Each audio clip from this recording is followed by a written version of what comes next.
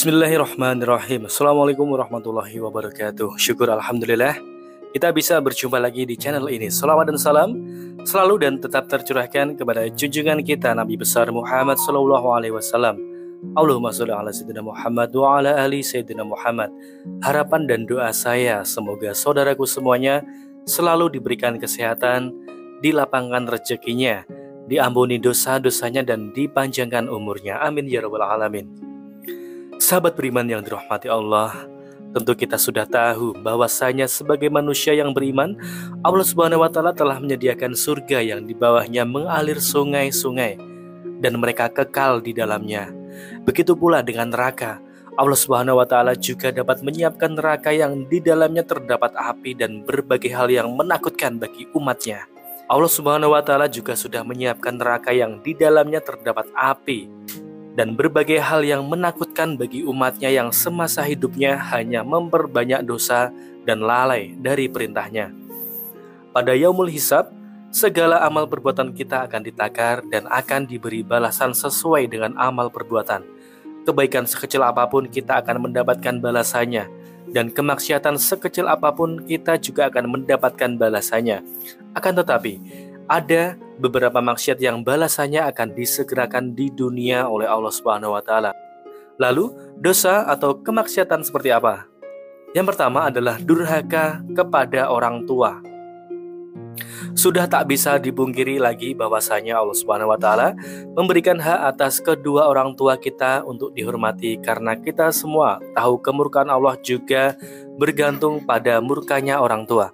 Rasulullah Shallallahu Alaihi Wasallam pernah bersabda, ada dua pintu amalan yang disegerakan balasannya di dunia, yaitu kezaliman dan durhaka kepada orang tua. Hadis riwayat Al-Hakim. Balasan atau dosa kita kepada kedua orang tua akan semakin disegerakan manakala orang tua yang kita zalimi mengadu kepada Allah Subhanahu wa taala. Dan kita semua tahu, doa yang mustajab tersebut akan menembus langit dan akan diamini oleh semua malaikat sehingga Allah pun mengabulkannya. Rasulullah Shallallahu Alaihi Wasallam bersabda, 3 doa yang tidak tertolak, yakni doa orang tua, doa orang yang berpuasa, dan doa orang yang terzalimi. Hadis riwayat Al-Baihaqi. Untuk itu saya sarankan kepada saudaraku semuanya, sebisa mungkin bahagiakanlah orang tua kita menurut masing-masing porsinya. Dan yang terpenting adalah tidak membebani diri dari saudara lainnya. Lalu teruslah untuk menjalin keharmonisan dengan kedua orang tua kita, mendengar perkataan, mengikuti sarannya, selalu mendoakan orang tua kita dan menyayangi kedua orang tua kita. Insya Allah, kedua orang tua kita akan mendoakan yang terbaik untuk anak-anaknya. Yang kedua, berzina. Perbuatan yang bisa dirasakan langsung balasannya di dunia adalah berzina. Karena berzina merupakan dosa besar yang Allah Subhanahu wa taala membenci perbuatan tersebut. Allah akan melaknat setiap langkah dari pelaku zina yang dengan sengaja dilakukannya. Apakah ada zina yang tanpa sengaja kita lakukan? Saya mengatakan ada. Contohnya zina mata. Akan tetapi, saya tidak akan membahas zina mata lebih luas lagi dan kita lebih fokus pada zina besar, yakni melakukan hubungan suami istri yang tidak sah secara hukum maupun agama. Lalu, apa balasannya di dunia ketika berzina? Allah Subhanahu wa taala akan menutup setiap pintu rezeki bagi mereka yang terus melakukan zina dan tidak segera bertaubat. Mungkin memang tidak seketika itu Allah Subhanahu wa taala menutup pintu rezeki dari seseorang yang berzina. Akan tetapi Allah Subhanahu wa taala akan memberikan azab yang lebih halus bagi para pelaku zina. Misalnya adalah kehancuran rumah tangganya, diberikan penyakit yang akan menghabiskan biaya sangat banyak sehingga semua harta bendanya habis, dihinakan dari masyarakat, dan akan terasa sangat sulit untuk mendapatkan rezeki dari Allah Subhanahu wa taala. Bagi orang yang sadar diri, maka mereka akan segera bertobat. Tapi bagi mereka yang tidak sadar diri, maka mereka akan mengumpat, dan justru semakin mereka mengumpat, maka berbagai azab kesulitan yang diberikan Allah Subhanahu wa taala kepada para bezina akan bertambah besar. Akan tetapi, bagi mereka yang sadar diri dan segera bertobat dari segala kemaksiatan, insya Allah, Allah Subhanahu wa taala akan menunjukkan jalan dan membukakan rezeki baru bagi mereka yang mau bertobat dari zina.